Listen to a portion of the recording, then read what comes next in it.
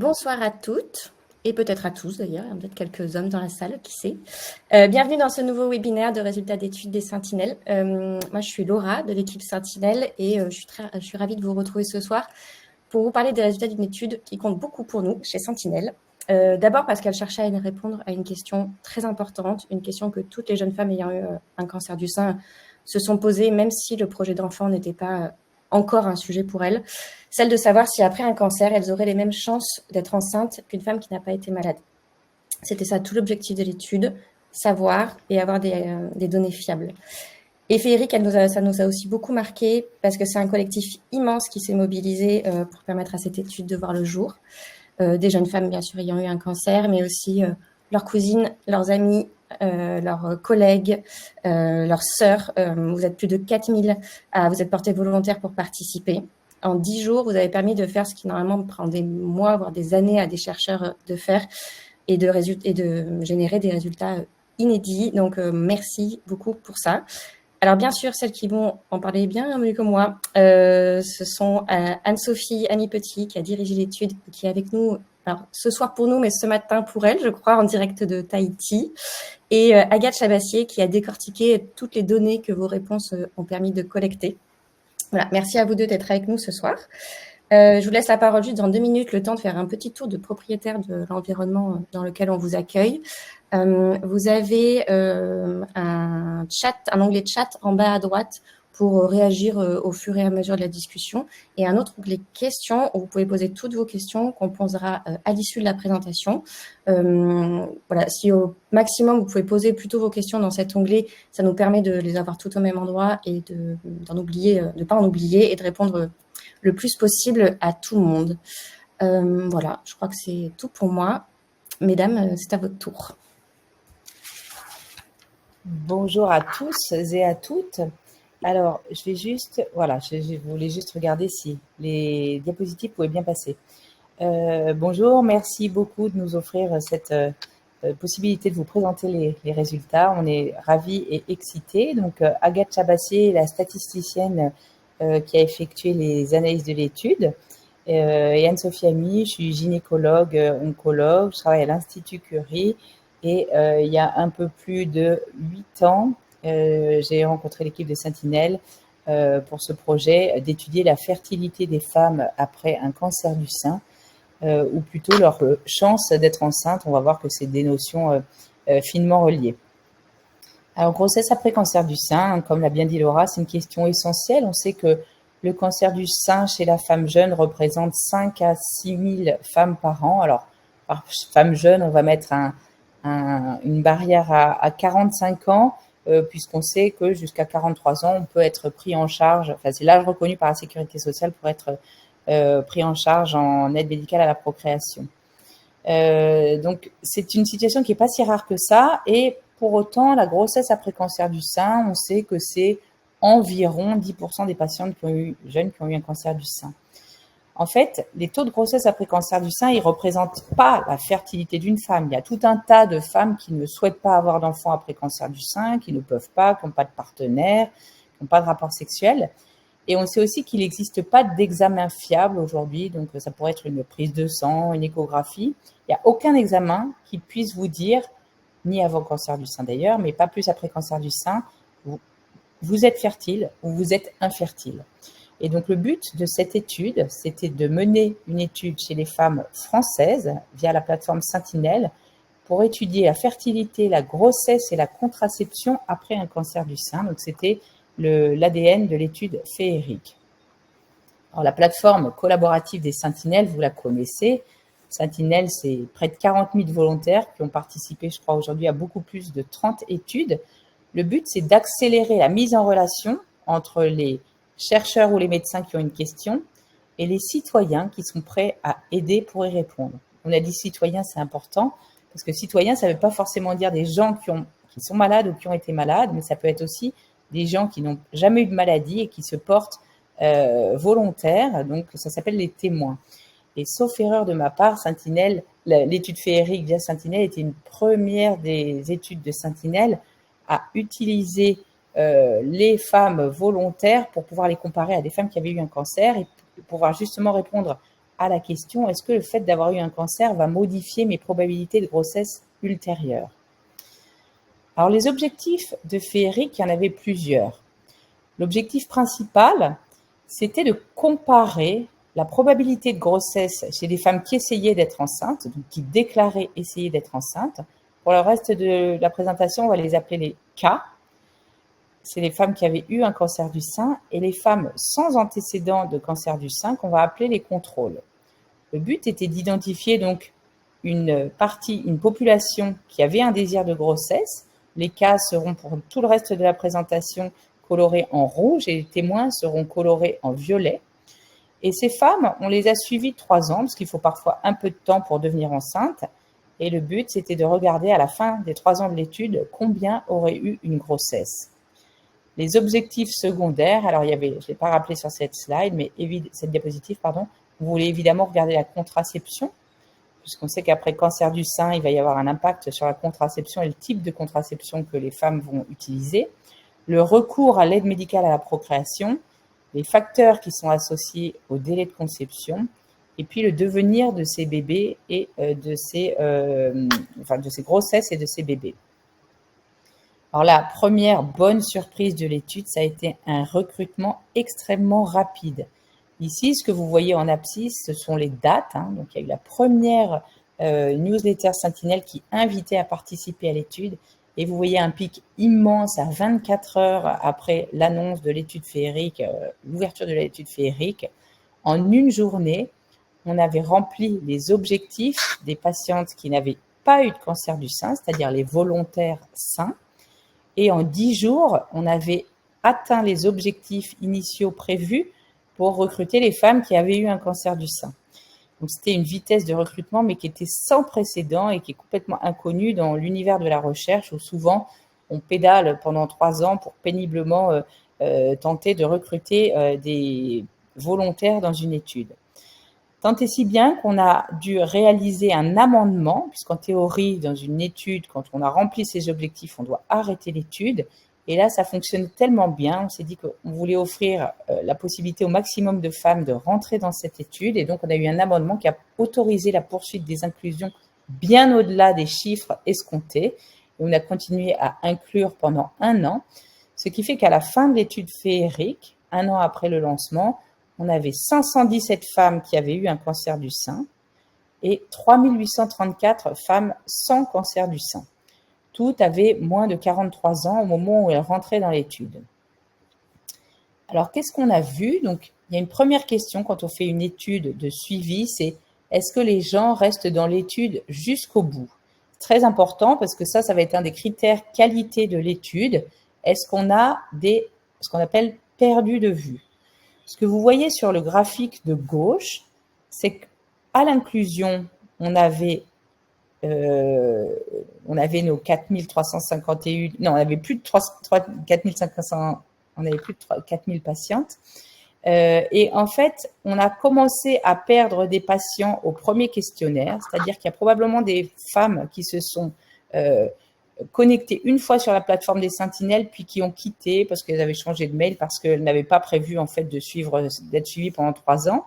Mais une fois qu'on avait répondu au premier questionnaire, et ben globalement, on allait répondre aux 6 questionnaires d'après, on allait être fidèle jusqu'à la fin de l'étude, ce qui fait que ça, c'est un critère de qualité pour notre étude. Une fois qu'on est rentré dans le suivi Sentinelle, on reste jusqu'à la fin de l'étude et on va pouvoir répondre à la question qu'on s'est posée au départ. Au total, sur les 4000 femmes incluses dans l'étude Féeric, il y avait des femmes qui avaient quitté l'étude. Donc ça, c'est un diagramme de flux où on voit de combien on est parti et à combien on arrive. On part de 4000 femmes. Il y a des femmes qui ne continuent pas à remplir leur questionnaire. Il y a des femmes qui continuent à remplir leur questionnaire, mais qui, au moment où elles rentraient dans l'étude, étaient déjà en train d'essayer d'avoir un enfant. Et celles-là, que ce soit chez les cas ou chez les témoins, on a choisi de les exclure de l'étude actuelle, puisque probablement que c'était déjà des femmes un petit peu plus infertiles que les autres, puisqu'elles étaient déjà peut-être en train d'attendre un enfant, d'essayer d'avoir un enfant depuis 18 mois. Et donc, méthodologiquement, c'était compliqué de les inclure dans l'étude. On a fait une sous-étude avec elles, mais elles n'ont pas été analysées dans la population finale de l'étude féerique que je vais vous présenter aujourd'hui. Excusez-moi.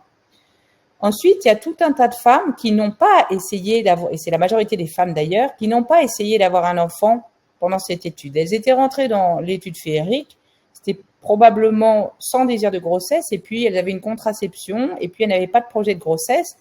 Clairement, ces femmes-là, on ne va pas les analyser aujourd'hui, elles sont analysées dans d'autres sous-études de féerique, mais ce n'est pas celles qui répondent à notre question.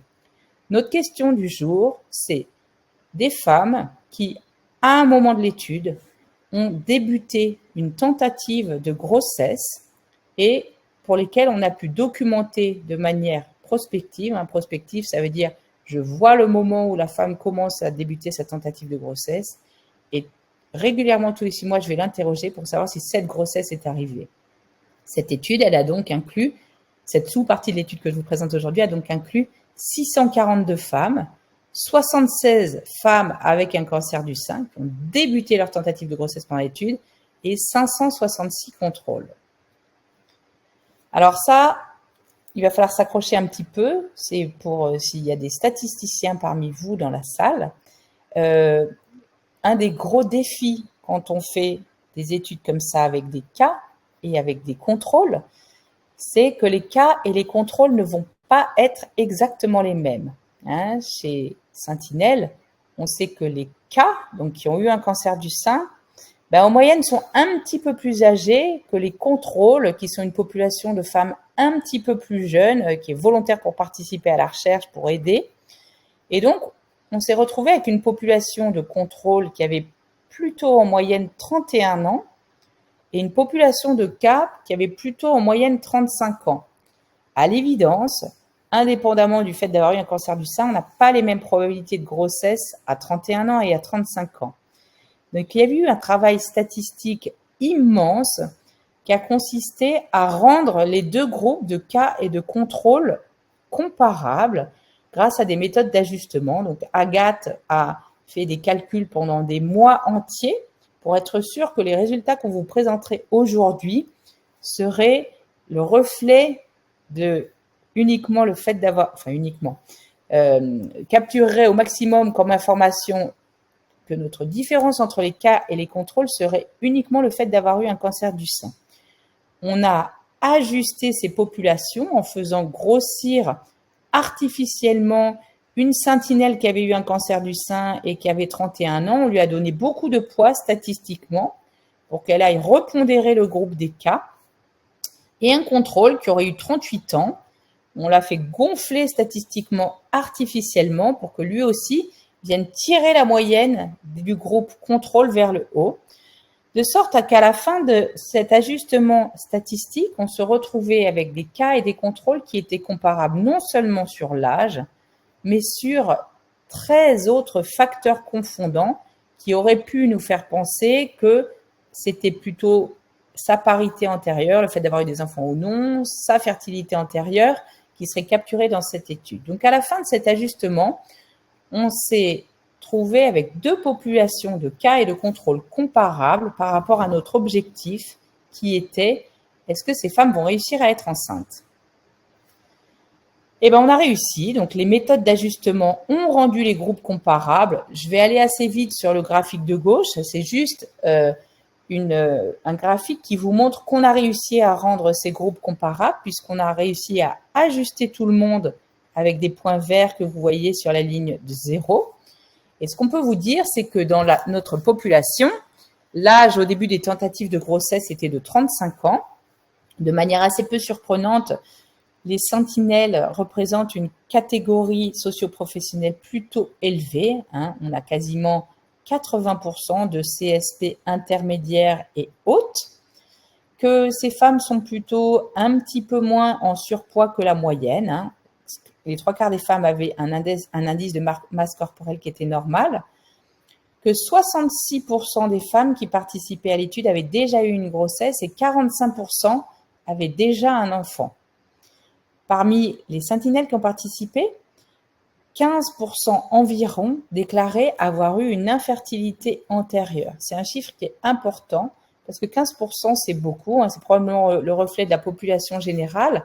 Et donc, on voit se dessiner dès l'inclusion de l'étude qu'en fait, c'est peut-être pas que le cancer qui va parler, c'est déjà, avant même qu'on ait regardé quoi que ce soit, il y a 15% des femmes qui déclarent avoir eu une infertilité antérieure. Au niveau des femmes qui avaient eu le cancer du sein avant l'étude, à peu près 2/3 d'entre elles avaient eu une préservation de fertilité avant le diagnostic et le délai médian depuis le diagnostic de cancer était de 43 mois, soit un petit peu plus de 3 ans au moment où elles débutaient leur tentative de grossesse. Alors ça, c'est la diapositive phare, c'est-à-dire les résultats de l'étude féerique. Qu'est-ce qu'on voit en abscisse? En abscisse, on voit un délai de conception. Ça veut dire, on déclenche un compteur, j'essaye d'avoir un bébé, et puis on compte le nombre de mois, enfin j'essaye d'avoir une grossesse, excusez-moi, j'ai ripé. J'essaye d'avoir une grossesse, j'ai des rapports sexuels protégés dans l'optique d'être enceinte. Je déclenche le compteur et puis je vois au bout de combien de temps cette grossesse survient. Et en ordonnée, on a une probabilité cumulative de grossesse. Comment est-ce que cette courbe se lit? Ici, vous avez une courbe qui, à chaque montée, chaque marche qu'on monte de la courbe, ça représente une patiente qui est devenue enceinte. Et donc, qu'est-ce qu'on voit? C'est que quand on se place à 3 mois après le début des compteurs, on a déjà quasiment dans les deux groupes 50% des femmes qui sont devenues enceintes. À savoir, parmi la population des 600 femmes qui essayaient de débuter une grossesse, à 3 mois, la moitié a déjà obtenu sa grossesse. Donc, les courbes, qu'est-ce que vous voyez quand on compare les cas et les témoins? Ces courbes, elles sont strictement superposables. Et en statistique, nous, on fait des tests pour voir si ces courbes sont superposables et sont réellement non différentes. Et là, le test statistique nous dit clairement, les femmes qui ont eu un cancer du sein et les femmes contrôle deviennent enceintes exactement au même moment. Au final, notre délai médian de conception chez les cas, il était de 5 mois et chez les contrôles, il était de 3 mois. Alors certains pourraient dire, 5 mois, c'est plus long que 3 mois. Non, en fait, 5 mois versus 3 mois, statistiquement, c'est pas plus long puisqu'on n'est pas sûr que si on faisait cette population à l'échelle du monde, ce serait vraiment 5 mois. Ce serait 5 mois, plus ou moins quelques mois, et cet intervalle, il s'appelle l'intervalle de confiance. Et on voit qu'il se situe entre 2 et 7 mois. Mais on est à peu près sûr à 95% que la vraie valeur du délai médian de conception, si jamais on faisait grossir cette population à l'infini, il serait de 5 mois. Enfin, il serait entre 5 et 3 mois. Et en tout cas, il ne serait pas différent en fonction du fait qu'on ait eu un cancer du sein ou pas.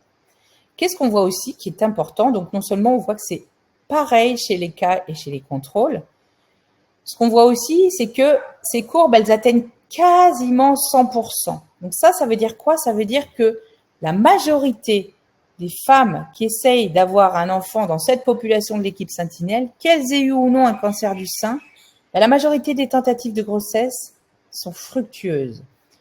Quand on se place à 12 mois, donc 1 an après le début de « j'ai essayé d'avoir un enfant », enfin d'être enceinte, 72% des cas avaient réussi, 78% des contrôles avaient réussi. Et puis, à 2 ans, ces taux montent à 91% et 89% respectivement.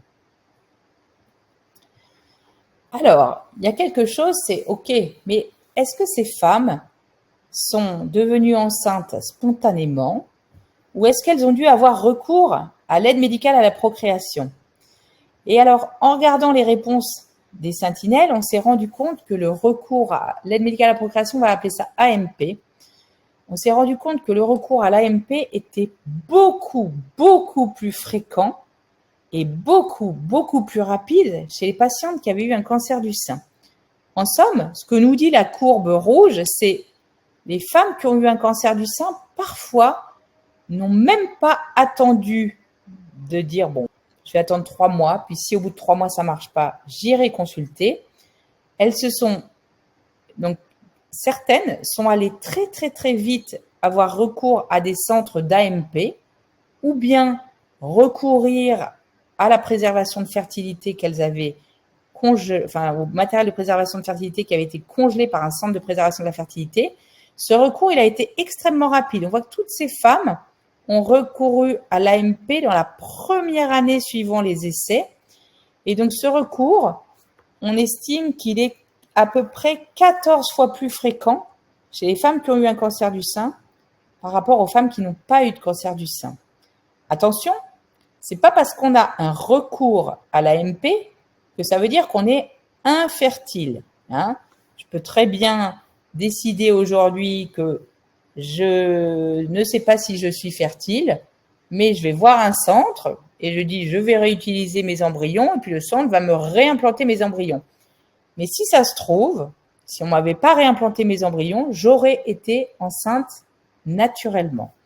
Donc, on voit que l'équation se complique un tout petit peu, c'est-à-dire que on ne va pas pouvoir parler de fertilité parce que ce marqueur, on ne l'aura jamais, puisque on est dans la vraie vie. Et dans la vraie vie, il y a des femmes qui essayent spontanément et puis qui vont devenir enceintes spontanément.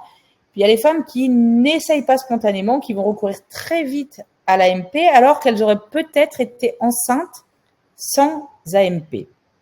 Alors, comment s'en sortir ? On a regardé ensuite le groupe des femmes qui avaient essayé d'avoir un enfant sans recourir à l'AMP, donc qui avaient tenté spontanément d'être enceintes. C'est important de voir les nombres absolus. C'est toujours quelque chose de très important dans les études, de regarder si les chercheurs sont en train de vous parler de pourcentage et puis qu'en fait, au final, on se retrouve avec des groupes où il y a 2 malades, ou bien de voir si on a des gros effectifs qui permettent de se faire une idée. Je ne sais pas si vous vous rappelez au début de l'étude, on avait dit qu'il y avait 76 patientes qui avaient eu un cancer du sein et qui essayaient d'être enceintes. Et bien là, on voit qu'il y en a parmi ces 76, la très grande majorité, c'est-à-dire 61 cas, qui ont d'abord commencé, qui n'ont commencé que cette tentative de grossesse avec des tentatives spontanées, c'est-à-dire je n'ai pas recours à l'AMP ni à la réutilisation de matériel congelé. Qu'est-ce qu'on voit ? On voit que les probabilités de grossesse chez les cas et chez les contrôles, quand on n'a pas recours à l'AMP, elles sont strictement superposables et qu'on a des probabilités de grossesse qui sont excellentes. Je suis désolée, je me rends compte que je pense avoir fait une erreur de copier-coller puisque à 2 ans, le 91% et le 89%, c'était le même que sur la diapositive précédente. Donc, je pense que c'est un problème de copier-coller. Et donc, on est probablement à des taux un petit peu différents. Quoi qu'il arrive, la réponse est la même. On est à des taux de grossesse très élevés et on est à des taux de grossesse qui sont absolument identiques chez les cas et chez les témoins, chez ces patientes qui ont essayé d'avoir cette grossesse spontanément. Et puis maintenant, on s'intéresse au groupe beaucoup plus petit, des femmes qui ont essayé d'avoir une grossesse en ayant recours à l'AMP. On avait donc 15 cas, donc une minorité, 15 cas sur 76, et 19 contrôles sur 566, donc une encore plus petite proportion. Et qu'est-ce qu'on voit ?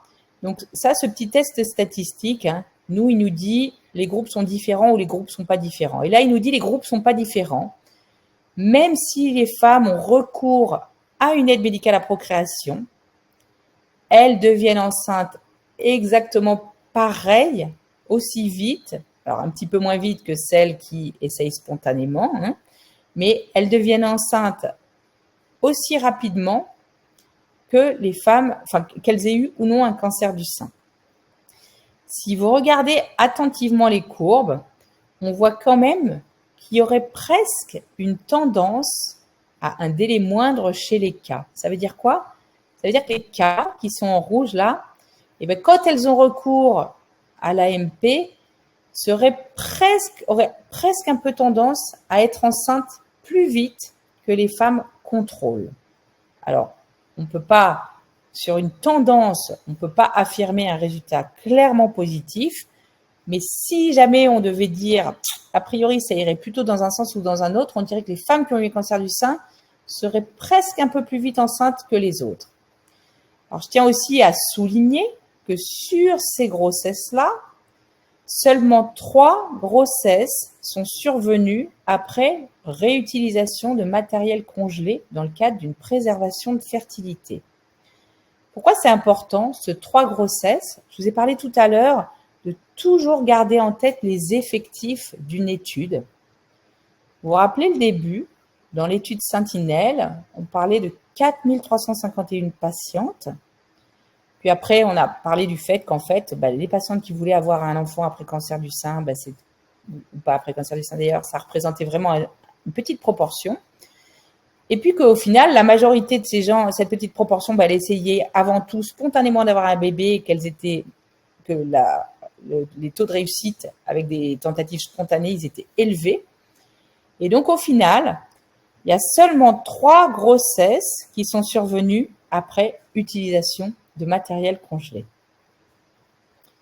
Alors, on a regardé aussi les facteurs associés à la survenue de grossesse. Ça, c'est ce qu'on appelle dans une étude un contrôle positif, c'est-à-dire que, imaginons qu'on trouve dans l'étude féerique que les femmes de 43 ans ont plus facilement un enfant qu'une femme de 25 ans. Ça va au contraire de toute la littérature scientifique qui dit que plus on avance en âge, plus les probabilités de grossesse baissent. Donc nous, on avait besoin de s'assurer que tous les résultats qu'on trouvait dans l'étude féerique, ils étaient valides, c'est-à-dire qu'ils allaient dans le même sens que ce qu'on s'attendait à trouver. Eh bien, bingo, les résultats vont dans le même sens que ce qu'on s'attendait à trouver et sont conformes à la littérature scientifique. On sait qu'en cas d'obésité, on a une diminution des probabilités de grossesse, puisque les circuits et les voies biologiques de l'obésité perturbent les voies de la fertilité. On sait que si on n'a pas de cycle menstruel, ça va être plus compliqué d'avoir une grossesse. Que si jamais on a des cycles irréguliers, on aurait peut-être une petite tendance à avoir moins facilement une grossesse. On sait que le fait d'avoir déjà eu des enfants avant, quelque part, on a, entre guillemets, fait les preuves de sa fertilité. Ça veut déjà dire qu'on a un utérus, qu'on a des trompes, que tout ça a déjà fonctionné une fois. Et donc, on sait que c'est plus facile que ça fonctionne une deuxième fois que mettre en route une première fois la machine. Si une femme n'a pas d'utérus, elle ne va pas pouvoir avoir de grossesse. Et donc, ces femmes sont par définition dans la catégorie des femmes qui n'ont jamais eu d'enfant. Et puis, on va reparler après le fait d'avoir déjà eu une AMP, c'était significativement associé à la survenue d'une grossesse. Et le résultat entouré en rouge, c'est est-ce que le fait d'avoir eu un cancer du sein, c'est-à-dire le fait dans l'étude Sentinelle d'être un cas ou d'être un contrôle, est-ce que ça joue? Ça joue pas du tout. Donc le fait d'avoir eu un cancer du sein n'est pas un facteur associé à la survenue d'une grossesse dans l'étude féerique. Alors, AMP et délai de conception, on va s'arrêter un petit peu sur cette association. Et là, ça va être quelque chose de pas simple à comprendre, donc on va essayer de l'expliquer étape par étape. L'aide médicale à la procréation représente un facteur qui dépend du temps. C'est-à-dire que Agathe a vu que dans le modèle statistique, on était une femme qui avait recours à l'AMP n'allait pas réussir pareil au cours du temps. Au début des tentatives, c'est-à-dire au mois 1, au mois 2, le fait de passer en AMP est associé à une probabilité moindre de grossesse que si la femme essayait de faire le bébé spontanément. Et puis, plus le temps passe, c'est-à-dire plus on essaye et les tentatives ne sont pas fructueuses, plus l'AMP va rejoindre la courbe des grossesses spontanées jusqu'à avoir la même probabilité d'avoir un enfant avec une grossesse naturelle, une tentative spontanée et un recours à l'AMP. On va essayer de le reschématiser d'une autre manière. Alors, sur votre gauche, vous avez des figures statistiques qui vous montrent le lien entre AMP et délai de conception. Et on va essayer un petit peu de le symboliser sur la droite. qu'est-ce que ça veut dire? Ça veut dire qu'au début, la courbe des grossesses dans les premiers mois, la courbe de probabilité des grossesses monte très, très, très vite dans les premiers mois. Elle monte bien plus vite que si on était de manière linéaire, 1 mois une grossesse, 2 mois de grossesse, 3 mois 3 grossesses, dans le groupe des sentinelles qui essayent d'avoir un enfant. Cette courbe, elle monte beaucoup plus vite. Les femmes qui veulent un enfant et qui essaient de manière spontanée, très rapidement, les premières grossesses vont survenir. Puis au bout de quelques mois, si on n'est pas devenu enceinte, on atteint comme un plateau, hein, c'est une courbe typiquement en forme de logarithme. Il est très probable que si on va attendre très, très, très, très, très, très longtemps, les chances d'avoir cette grossesse, elles vont pas augmenter de manière très notable. Alors qu'avec l'AMP, c'est un comportement assez différent. L'AMP, on va dire que la probabilité d'avoir un bébé, elle monte lentement mais sûrement, de manière presque linéaire. Et puis au bout d'un moment, vous voyez, les courbes vont presque se rejoindre et les probabilités de grossesse vont devenir les mêmes avec ou sans AMP. Alors, on a regardé après les issues de grossesse. Donc, les issues de grossesse étaient similaires dans les deux groupes. Alors, on peut avoir l'impression que les verts, c'est-à-dire les grossesses menées à terme, sont différentes en fonction des groupes. En fait, ça, c'est la loi des petits nombres. Enfin, des petits nombres. On a quand même des effectifs dans ces catégories. Mais néanmoins, en statistique, ces différences ne sont pas significatives. Donc, on a l'impression que les issues de grossesse sont identiques. Peut-être que si on gonflait l'étude féerique à l'échelle mondiale, on se rendrait compte qu'il y a une petite différence entre les deux groupes. Mais aujourd'hui, avec l'étude Sentinelle, on n'avait pas une loupe statistique assez grosse pour penser qu'il y a une différence d'issues de grossesse dans ces deux groupes. Donc, on pense que les issues de grossesse sont similaires, en tout cas, avec les données de l'étude qu'on avait. En termes d'accouchement, de complications et de devenir néonatal, on n'a pas de différence entre les taux de césarienne, de complications obstétricales, de malformations fœtales dans l'étude féerique. Attention, l'étude féerique, ça c'était un de ses objectifs secondaires. Donc, elle n'a pas une puissance statistique extraordinaire pour répondre au devenir des grossesses et des bébés. Et ça, par ailleurs, il y a d'autres études dans la littérature qui peuvent y répondre avec une puissance statistique bien supérieure. Alors, en discussion, qu'est-ce que ça nous raconte? L'étude féerique, elle montre qu'on a vraiment des données rassurantes sur la fertilité après cancer du sein. On voit que les délais de conception sont identiques qu'on ait eu ou non un cancer du sein.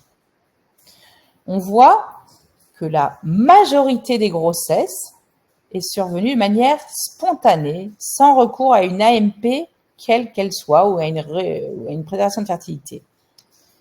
On voit aussi quelque chose qui relève d'un comportement qui est un recours plus fréquent et plus précoce chez les patientes qui ont eu un cancer du sein. Attention, on se garde des raccourcis hâtifs. Ce n'est pas forcément parce qu'elles sont plus infertiles. On n'en sait rien en fait. C'est peut-être plusieurs choses. C'est peut-être qu'une femme qui a eu un cancer du sein, elle est dans un contexte déjà très médicalisé, elle a des consultations de suivi, elle a eu de la préservation de fertilité, elle a un centre de préservation de la fertilité qui potentiellement va la reconvoquer pour dire alors, où vous en êtes? Peut-être qu'il y aurait une petite infertilité qui serait liée au cancer. En tout cas, on ne peut pas l'exclure puisque presque ces femmes n'ont pas eu le temps d'essayer spontanément. Peut-être que si elles avaient essayé, elles auraient été enceintes. Peut-être qu'elles n'auraient pas été enceintes. On n'en sait rien et on ne le saura jamais. Mais en tout cas, ce qu'on peut dire, c'est que s'il y a cette infertilité liée au cancer du sein, en tout cas, ça concernerait une très faible proportion de patientes et certainement pas la majorité des patientes. Ce qu'on voit aussi, c'est que les issues de grossesse et les devenirs obstétricaux sont similaires. Alors, il y a une très grande étude qui est parue il n'y a pas longtemps dans des grands journaux de cancérologie qui s'appelle l'étude positive. Il y a peut-être même des sentinelles qui ont participé à l'étude positive dans leur centre. L'étude positive, c'était 516 femmes qui avaient à peu près les mêmes critères que féerique, c'est-à-dire moins de 43 ans. elles avaient eu, alors dans l'étude positive, c'était des femmes qui devaient avoir eu 18 à 30 mois d'hormonothérapie et qui avaient un désir de grossesse. Attention, l'objectif principal de l'étude positive, c'était surtout un objectif sur la rechute. C'était de se dire, est-ce que ces femmes, à qui normalement on préconise 5 ans d'hormonothérapie, si en fait elles ont envie de l'interrompre prématurément pour débuter une grossesse, est-ce qu'elles risquent plus de rechuter que celles qui n'ont pas eu d'interruption d'hormonothérapie? Et dans les critères de l'étude, on leur disait quoi? On leur disait, vous avez le droit, dans l'étude, d'arrêter votre hormonothérapie pendant 2 ans, ces 2 ans incluant l'accouchement et l'allaitement. Et donc, les résultats de l'étude positive sont sortis l'année dernière. On a vu qu'avec un suivi médian de 41 mois, 75% des femmes ont obtenu une grossesse. Donc 75%, c'est la majorité. Alors, qu'est-ce qu'on sait des délais de conception après cancer du sein? On avait déjà fait il y a 2 publications sur cette donnée. Il y a une étude de l'Institut Curie, peut-être certaines d'entre vous y étaient aussi, 197 grossesses après cancer du sein chez 95 patientes qui ont tenté. Parce qu'en fait, on peut aussi se retrouver avec une grossesse alors qu'on n'avait pas tenté. Donc, ces femmes-là, on les avait exclues de l'étude. L'âge moyen au début des tentatives de grossesse était quasiment de 37 ans. Et sur cette population de femmes suivies à l'Institut Curie, on s'était rendu compte, alors c'était une étude rétrospective, on avait regardé les dossiers médicaux des patientes, on s'était rendu compte que le délai médian de conception était de 5,6 mois, ce qui est court pour des femmes de 37 ans. Une deuxième étude, elle est issue de la cohorte de Féeric et elle s'est intéressée au moment où on vous a fait remplir ces questionnaires d'inclusion. On s'est dit, en fait, vous êtes rentré dans l'étude Féeric, vous avez eu votre cancer du sein il y a 26 mois en moyenne, puisque c'était ça, là, les données d'inclusion, les femmes avaient eu le cancer du sein il y a 26 mois. Et on vous avait demandé si certaines d'entre vous avaient déjà eu une grossesse depuis le diagnostic. Ça représentait quand même 85 patientes qui avaient déjà eu 133 grossesses après cancer du sein au moment où elles rentraient dans l'étude. Et chez ces 85 patientes qui avaient en moyenne 34 ans, il y avait 113 qui avaient désiré cette grossesse, c'est-à-dire qui avaient arrêté la contraception, commencé à vouloir être enceinte, et le délai médian de conception, il était de 3 mois, un délai qui était court aussi. Et puis, on a regardé aussi dans l'étude positive. Dans l'étude positive, le délai médian de conception, il semble plutôt… Un délai médian de conception, je suis désolée, je ne sais pas si je l'ai rappelé, c'est le temps à partir duquel… Enfin, c'est le temps… il y a la moitié des femmes qui vont avoir eu une grossesse qui va être survenue avant cette barre, et la moitié des femmes qui vont avoir eu une grossesse survenue après cette barre. Donc, c'est vraiment une médiane. Dans l'étude positive, on a l'impression, si on regarde les courbes de l'étude, que le délai est plutôt à 9 mois, donc il serait un petit peu plus long chez les patientes de l'étude positive que dans l'étude Féeric. Quand on compare, parce que la seule étude à laquelle on peut se comparer, c'est l'étude positive, la grande étude. Alors positive, n'avait pas regardé, n'avait pas posé la question, est-ce que ces femmes ont un enfant différemment de la population sans cancer du sein? Positive ne s'intéressait qu'aux femmes qui avaient eu un cancer du sein. Puis ce n'étaient pas tout à fait les mêmes femmes, elles étaient un peu plus âgées que les femmes de Féeric. Elles étaient suivies depuis un petit peu moins longtemps que les femmes de Féeric et elles ont beaucoup moins bien réussi à avoir des bébés que les femmes de Féeric. À 1 an, on était à 53% de taux de grossesse. À 2 ans, on était à 70% de taux de grossesse. Et 43% des femmes avaient eu recours à l'AMP. Pas forcément parce qu'elles étaient infertiles, mais là aussi, elles avaient probablement aussi la montre qui tournait. Elles savaient qu'elles avaient 2 ans de fenêtre d'hormonothérapie. Et donc, elles n'ont probablement pas voulu tarder parce qu'elles se disaient, sinon, on va me demander de reprendre mon hormonothérapie et je pourrais faire une croix sur le désir de bébé. Et donc, on a des taux de recours à l'AMP qui sont quasiment 2 fois plus élevés que ceux de Féeric. Féeric, à l'inverse, 35 ans au moment des tentatives, 43 mois de suivi et des taux de grossesse à 1 an de 82% et à 2 ans de 91%. Alors, pourquoi il y a ces petites différences? Parce que clairement, les femmes de positive ont moins de grossesse que les femmes de Féeric. Le délai depuis le diagnostic, il est plus long dans Féeric.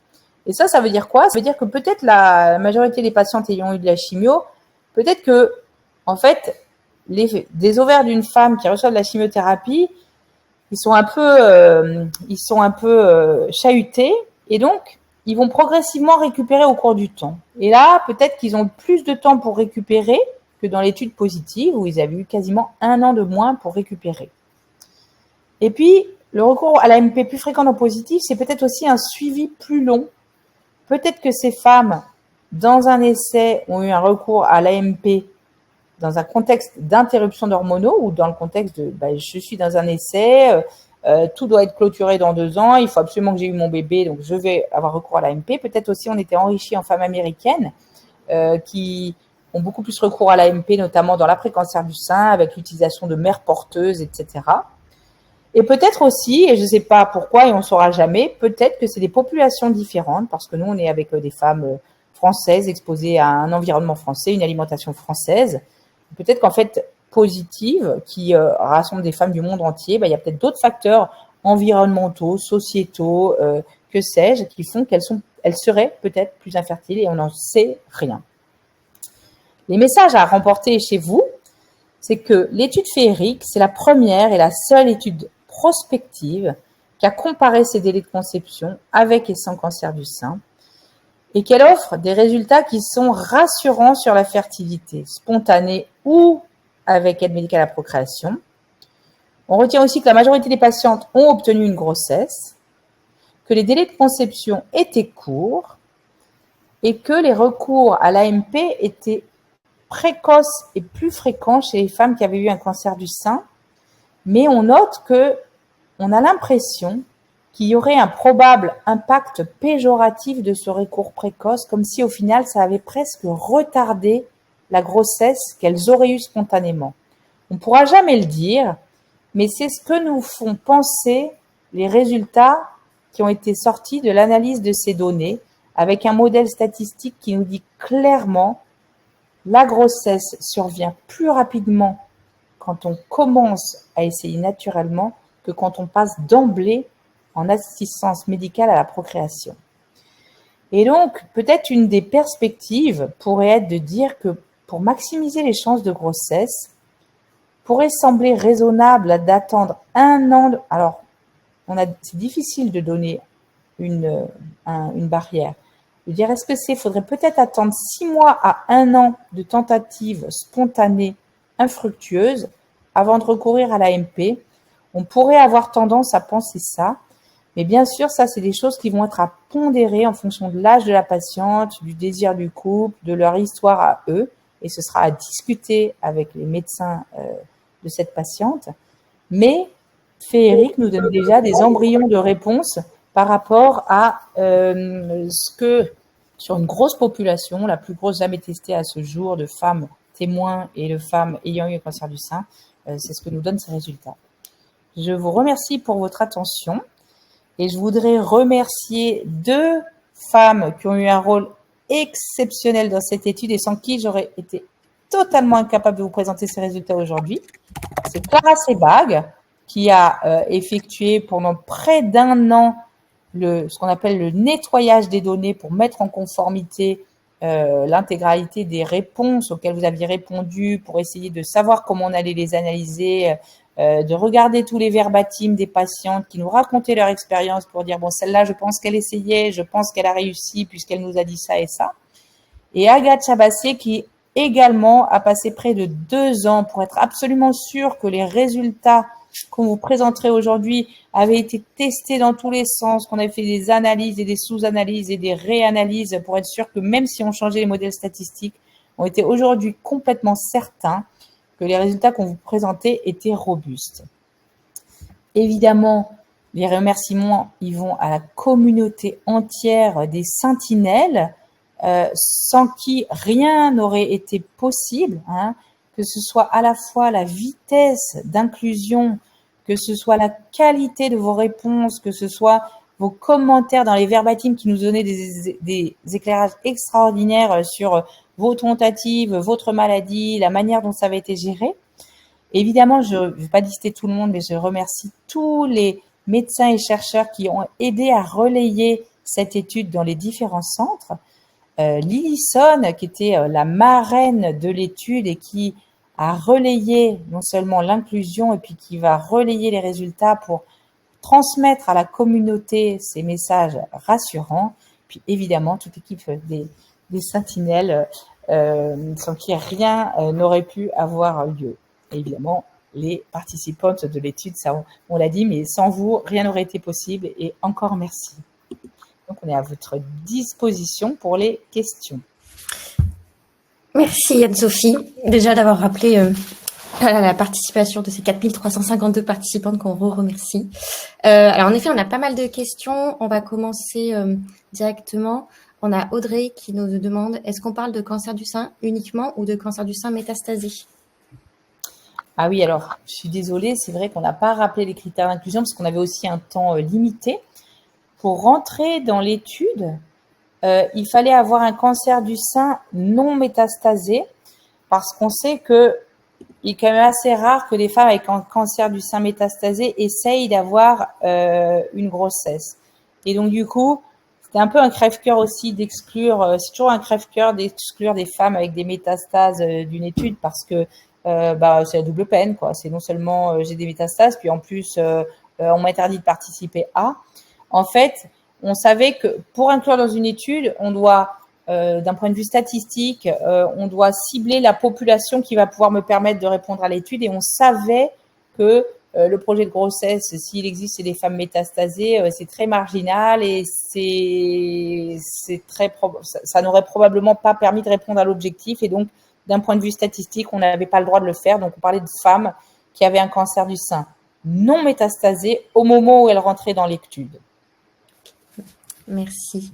Après, c'est peut-être une question peut-être pour Agathe. Avez-vous évalué la probabilité par groupe d'âge et par type de durée de chimio? Et est-ce que les résultats de la sous-étude étaient différents? Alors oui, donc il y a les deux questions de Dina et Diane, j'ai bien vu dans le chat, qui se recoupent toutes les deux. Donc si je reformule la question, les deux questions globalement, c'est certes, donc Anne-Sophie a très bien expliqué le fait qu'on ait vu que les cas et les contrôles ont eu des grossesses aussi rapidement, donc avec un délai médian de 3 mois pour les cas, 5 mois pour les contrôles. Mais la question, c'est est-ce que certains cas, certaines femmes ayant eu un cancer du sein n'auraient pas eu moins de grossesse du fait de leur hormonothérapie, le type d'hormonothérapie, tamoxifène ou non, leur chimiothérapie, le nombre de cycles de chimiothérapie, etc. Donc, pour répondre à cette question de savoir si certains facteurs particuliers chez les femmes ayant eu un cancer du sein avaient un impact sur la fertilité, donc on a testé ça dans un modèle vraiment à part, c'est-à-dire qui prenait en considération uniquement les cas, les femmes ayant eu un cancer du sein, et on a testé chaque facteur un par un, le type d'hormonothérapie, l'hormonothérapie, la durée, la chimiothérapie, le nombre de cycles de chimiothérapie, le schéma de chimiothérapie, et aucun de ces facteurs n'avait un impact significatif sur la fertilité, donc sur le temps de conception. Et pour ce qui est de l'âge, c'est aussi dans la question, est-ce que l'âge a un impact sur la fertilité? Et ça, oui, on a trouvé que globalement, plus l'âge augmente, plus la fertilité diminue, et c'était le contrôle positif, un des contrôles positifs qu'a mentionné Anne-Sophie, c'est-à-dire que on a bien retrouvé quelque chose qui est cohérent avec ce qu'on sait déjà en clinique. Je ne sais pas si je réponds bien à vos questions, n'hésitez pas à me le dire. Moi, je crois. Je ne sais pas, Anne-Sophie, si tu as besoin de compléter ou... Non, je vois juste que Dina, elle dit avez-vous tenu compte des grossesses antérieures dans le modèle? En fait, alors c'est peut-être Agathe je parle sous contrôle d'Agathe. Hein, quand on fait le modèle, tous les facteurs qui sortent, on va toujours les prendre en compte dans le modèle. Et le modèle vraiment final qu'on va présenter, et pourquoi on va tous les prendre en compte? Parce qu'on sait qu'en fait, ils sont intimement liés. Souvent, une femme qui a déjà eu une grossesse, eh ben, elle va être quand même un petit peu plus âgée qu'une femme qui n'a pas eu de grossesse. D'accord? Donc, en fait, ces facteurs, ils sont très, très, très associés. Et donc, nous, l'enjeu des statistiques, c'est d'arriver à démembrer qui fait quoi. C'est, sachant qu'en fait, il va y avoir l'âge qui va jouer, mais aussi le nombre d'enfants antérieurs, eh ben, on va tout mettre dans un gros shaker statistique qui va permettre de dire non, c'est vraiment ce facteur-là qui, après analyse, même à âge égal par ailleurs, eh ben, la parité, elle joue. Et donc, là, en l'occurrence, oui, on a tenu compte des grossesses antérieures dans le modèle, on a tenu compte de tous les facteurs qui étaient associés. C'est ça le concept d'un modèle multivarié, c'est que on met, comme vous a dit Agathe, tous les paramètres, l'hormonothérapie, le nombre de cycles de chimiothérapie, etc. Et donc oui, on en a tenu compte. Super. Alors peut-être que du coup ça répondait aussi à ça, mais on va peut-être y répondre aussi. Audrey qui nous demande, y a-t-il une différence entre cancer hormonodépendant ou non? Et donc c'est la réponse qu'on a apportée, c'est-à-dire que non, on n'a pas trouvé de différence significative chez les femmes ayant eu une hormonothérapie et celles n'ayant pas eu d'hormonothérapie sur la fertilité. Okay. Alors, il y a juste un petit... donc, en fait, la question est redondante. Pourquoi? Parce que au niveau des sentinelles, dans la structure même du questionnaire initial, on n'a pas demandé à une femme est-ce que votre cancer était hormonopositif ou hormononégatif? Parce que c'était quelque chose où on pensait qu'il y avait certaines femmes qui n'allaient pas savoir répondre, alors qu'à la question « vous a-t-on prescrit une hormonothérapie ?» on était à peu près sûr que les femmes sauraient répondre. Parce que peut-être, en fait, quand on leur a présenté les résultats en consultation, il y en a peut-être qui ont dit votre cancer est RH+, d'autres ils ont dit il est RE+, RP+, elles ont peut-être rien compris, d'autres ont utilisé ce terme d'hormonosensible, d'autres expriment les récepteurs A. Bref, tout ça fait que on aurait pu perdre les femmes avec la question RH+, hormonosensible, etc. Alors qu'avec la question « vous a-t-on prescrit une hormonothérapie ?» on était quasiment sûr de capturer l'information. En fait, si elle dit qu'on lui a prescrit de l'hormonothérapie, le cancer était RE ou RP+. Et donc, du coup, pour répondre à cette question par rapport au... Et pareil, pour savoir si le cancer du sein était HER2+, une femme qui a un cancer du sein HER2-, comme on lui a jamais parlé de HER2, elle va pas savoir vous dire si elle est HER2+, ou HER2-. Elle dit « attends, moi je comprends rien là ». Et donc, du coup, on lui a pas demandé ça, on lui a dit « avez-vous reçu du trastuzumab, entre parenthèses, Herceptine, nanana, etc. » Et donc là, une femme qui a reçu de l'Herceptine, elle sait vous le dire. Parce qu'elle sait qu'elle est revenue pendant 1 an de traitement, toutes les 3 semaines, etc. Donc ça, elle sait répondre avec une grande fiabilité. On le voit bien de toute façon dans les verbatims. La fiabilité des sentinelles, on la connaît vraiment maintenant grâce aux verbatims. Et donc, du coup, cette biologie de la tumeur, qui est RH+, RH-, HER2, on l'a capturée différemment. Et aucun de ces facteurs RH, donc plus, neg, HER2, etc., n'avait d'impact sur la survenue de la grossesse. Je ne sais pas si c'est clair, mais en tout cas, on n'avait pas le marqueur direct, mais on avait des approximations indirectes via les traitements qu'elles avaient reçus. Et on peut donner la donnée dans Féerix, ça ne joue pas sur le délai de conception et la probabilité de grossesse. Super, merci Anne-Sophie. Après, on a Caroline qui nous demande, est-ce que l'AMP contenait aussi une FIV ou pas du tout? Car la stimulation ovarienne et le cancer hormonodépendant, cela pourrait être risqué. Alors, oui, l'AMP contenait, dans les résultats qu'on vous a présentés, l'AMP contenait la FIV. D'ailleurs, il y avait plus de patientes qui étaient allées en FIV que de patientes qui avaient utilisé du matériel congelé. C'était un des résultats de l'étude. Moi, j'aurais plutôt imaginé l'inverse, mais non, en fait, il y avait des patientes qui allaient en FIV, donc oui, ça contenait. Et 2, parce que l'AMP en FIV, l'AMP après cancer du sein, ça peut paraître risqué. C'est une question qui est très légitime. On se dit, on me dit que j'ai un cancer hormonodépendant, puis on va me stimuler avec des hormones pour me faire de la FIV. C'est totalement contre-intuitif de dire que ça pourrait être sans risque. En fait, dans la littérature médicale, on a de plus en plus de données pour penser que, en fait, il n'y a pas de sur-risque de récidive. On s'est posé longtemps la même question avec la grossesse. Enfin, la même interrogation, c'était on se disait, oh là là, on me dit que j'ai un cancer avec des hormones, enfin hormonosensibles, et on me dit que là, je vais avoir une grossesse, mais en fait, ça va faire une décharge d'hormones, je vais probablement rechuter de mon cancer du sein. Et en fait, toutes les études qui sont parues sont systématiquement parues dans l'autre sens, presque même comme si la grossesse pouvait avoir un effet protecteur. Donc en fait, la biologie du cancer, c'est pas si simple que ce qu'on s'imagine, une boule qui est la cellule, un récepteur aux hormones, une hormone, voilà. En fait, ça c'est une vue très simplifiée. En fait, l'environnement est beaucoup plus complexe que ça. Ces questions sont beaucoup plus complexes. Et donc, on peut absolument rien dire à part regarder les données de la vraie vie. Les études qui ont regardé FIV après cancer du sein et risque de rechute. Et en fait, toutes les données, elles sont rassurantes. Donc aujourd'hui, on ne contre-indique plus, normalement, une FIV après un cancer du sein s'il s'avère que la patiente en a besoin. Très clair. Il y en a Audrey aussi qui nous demande, est-ce que l'AMP fonctionne aussi bien avec ses propres embryons qu'avec un don d'ovocytes? Je ne sais pas si vous pouvez... Alors, cette question, ça va être difficile d'y répondre avec Féric, mais on a déjà des embryons de réponse. Enfin, des embryons de réponse, c'est inapproprié complètement. C'est l'option lexicale qui va bien. Exactement. On a déjà des bouts de réponse. Quand on fait un don d'ovocytes, en général, on bénéficie d'ovocytes qui ont été sélectionnés, qui sont, entre guillemets, des bêtes de course. C'est-à-dire, si on va en Espagne, on sait qu'il y a une jeune femme espagnole qui avait en général 22 ans, qui a donné ses ovocytes, et que des ovocytes de quelqu'un de 22 ans sont d'excellente qualité. Donc déjà, en don d'ovocytes, on a des ovules qui sont sélectionnés comme étant de très bonne qualité. En fait, en matière de fertilité, un marqueur absolument essentiel, c'est la qualité de l'ovocyte.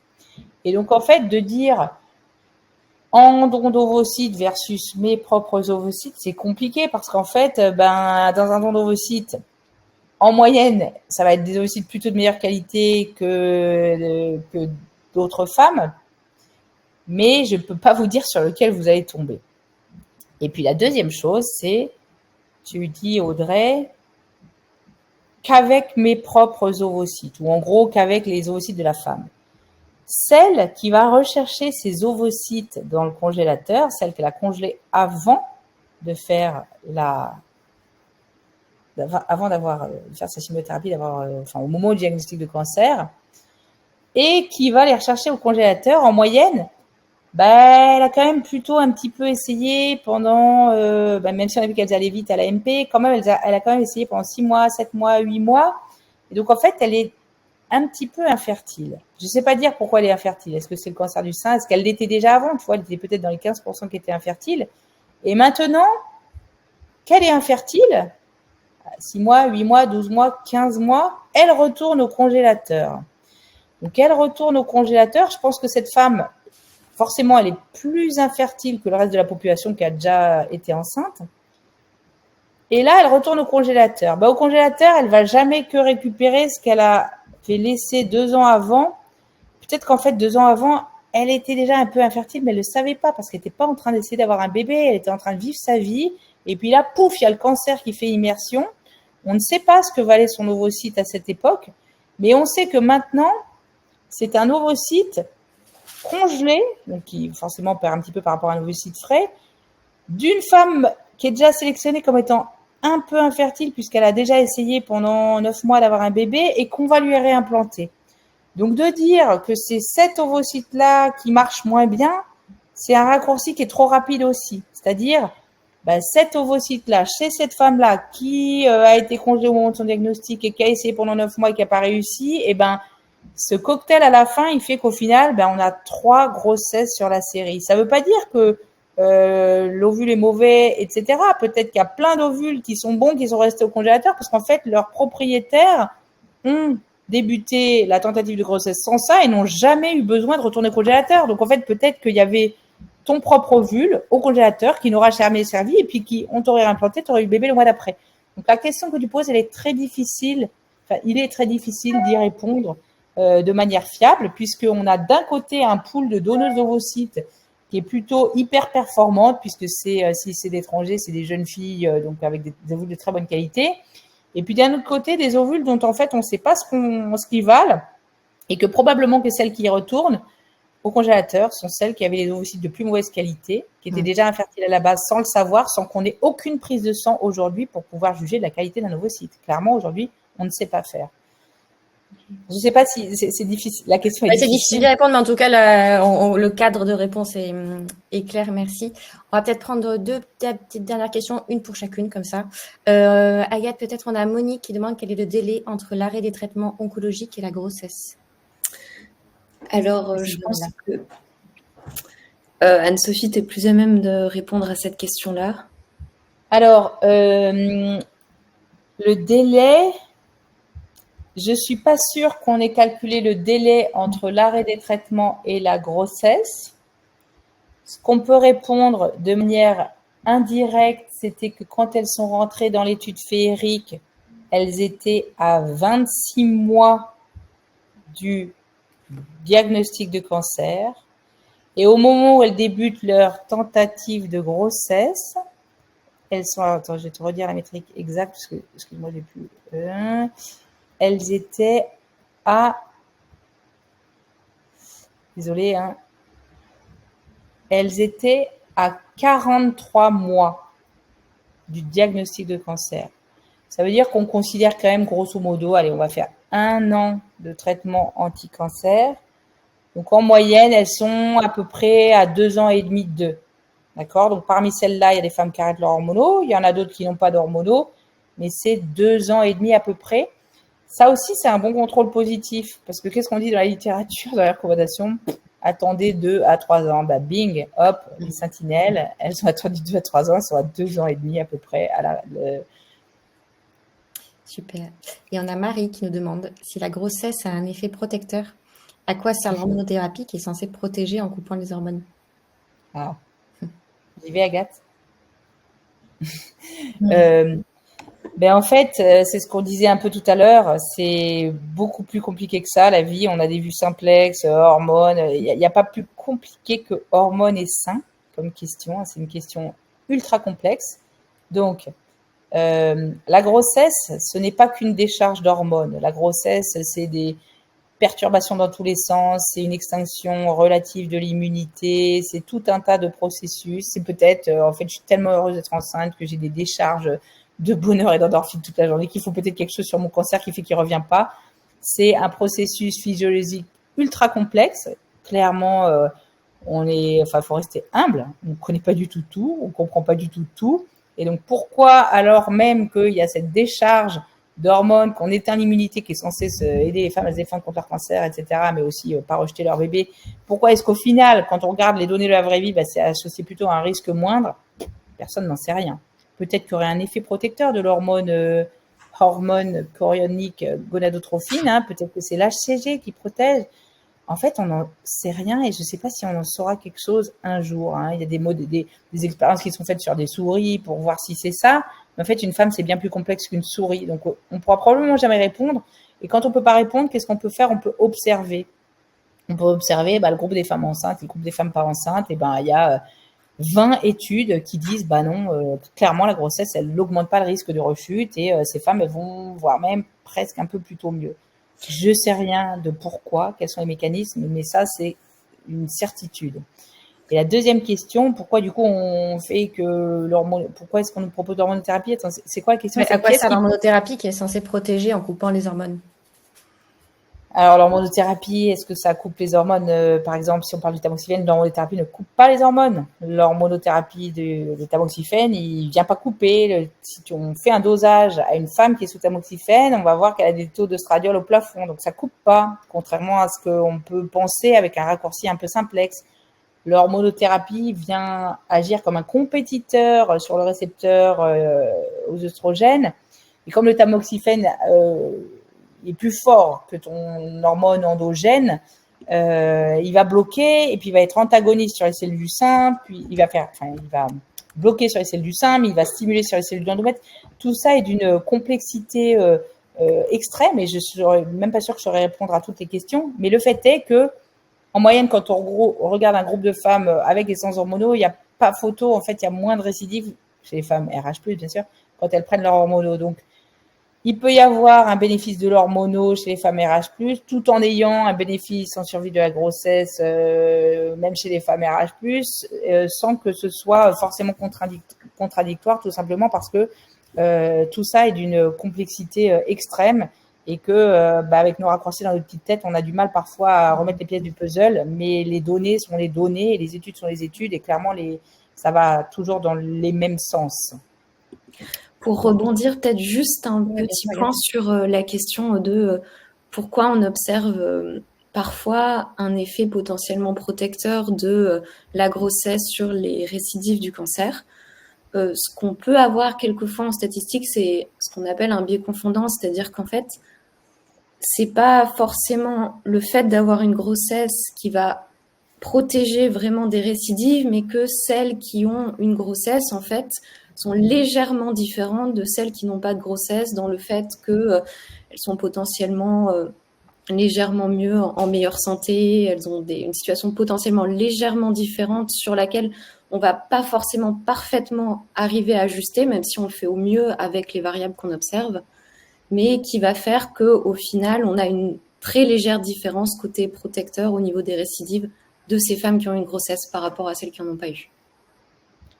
Merci. Pour reprendre en d'autres termes, juste en une phrase, ça s'appelle le Healthy Mother Effect, entre autres, qui veut dire qu'une femme qui a un cancer gravissime, qui est traitée puis qui rechute 3 mois après avec des métastases dans la tête, en général, le sujet à ce moment-là, c'est pas de lancer un bébé. Et donc, du coup, elle est complètement sur un autre projet. Et donc, elle va pas essayer d'avoir une grossesse. Donc, quand on va comparer le groupe des femmes qui ont une grossesse et le groupe des femmes qui ont eu une grossesse, on va dire, oh là là, celles qui n'ont pas eu de grossesse, elles vont beaucoup moins bien. Ben, forcément, il y a toutes les patientes qui avaient une maladie très, très grave qui sont dans ce groupe-là. Donc, on a l'impression artificiellement alors que celle qui se pose la question d'avoir son bébé 3 ans après, c'est qu'en général, elle n'a pas récidivé. Et donc, du coup, on peut avoir cette impression un peu fausse que c'est la grossesse qui l'a protégée, alors qu'en fait, c'est le fait qu'elle était en bonne santé qui a fait qu'elle a pu avoir une grossesse, qui a fait que quand on la compare, on voit elle rechute moins. Voilà, ça c'est une partie, mais comme dit Agathe, en fait, on arrive quand même à ajuster en statistique là-dessus, et même comme ça, il y aurait peut-être un petit effet protecteur de la grossesse. Super. Eh ben, merci à toutes les deux. On va s'arrêter là parce qu'on a légèrement dépassé. Merci pour cette étude avec ces informations rassurantes, ces graphiques même un peu émouvants. Je ne pensais pas qu'un jour je trouverais une courbe émouvante, mais c'était le cas quand il nous a présenté ça. Voilà, merci à toutes pour vos questions, vos participations. On espère que vous avez appris des choses, que vous avez trouvé des réponses, que vous en sortez rassurés. Voilà. Et pour celles qui ne connaissaient pas encore Sentinelle, mais que ça vous intéresse de continuer à être tenu informé de ce qu'on fait, donc vous avez envie de continuer à participer à la recherche, n'hésitez pas à venir nous rejoindre. On vous transfère à la fin de ce live directement sur notre site internet. Ça, c'était pour le moment auto-promo. Et voilà. Et merci beaucoup encore à toutes les deux d'être venues, pour toi, Anne-Sophie, comme ça, à l'aube à Tahiti, et Agathe pour nous présenter tous ces chiffres-là. Et je vous dis à très bientôt à toutes et tous, mais je crois que c'était plutôt toutes quand même. Merci à Bonne toutes. soirée. Merci Au revoir. beaucoup. Bonne soirée.